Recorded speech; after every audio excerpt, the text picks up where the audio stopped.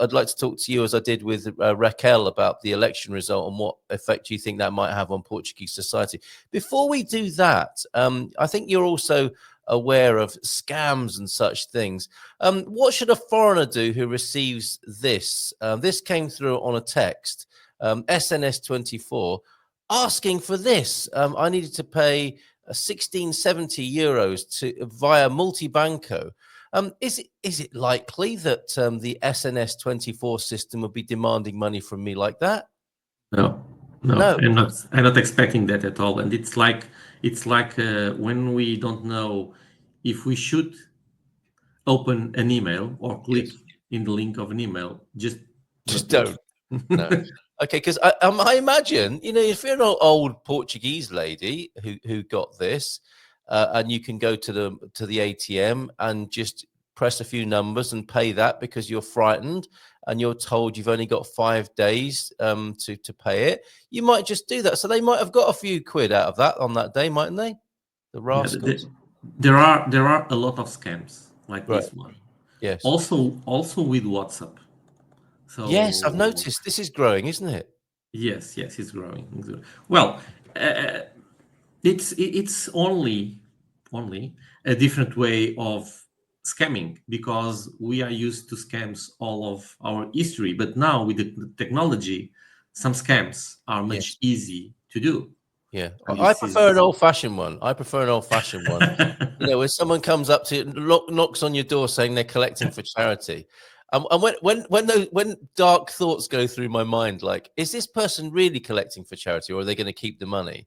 I think to myself, well, if this guy has walked my whole neighborhood knocking on every door and got himself all dressed up really nice, and he's going to keep the money, fair play to him. That's enterprising. But I mean, these things that are like on WhatsApp or text or whatever seem a whole different matter. So be careful, folks. And I think so. Your advice then, Nuno, is if in doubt, don't do anything. no, don't talk with someone, with Yeah. friends, and Yes.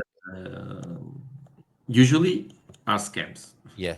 And another thing for foreigners is we get letters in Portuguese, and there is a way of writing letters in the Portuguese establishment that makes it look like you're being evicted this afternoon, when in fact they're only just telling you about a price rise of your electricity.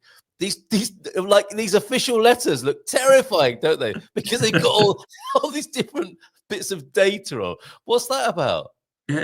Well, we are in EU. We are we have a lot of regulation Yes. and more regulation, Yes.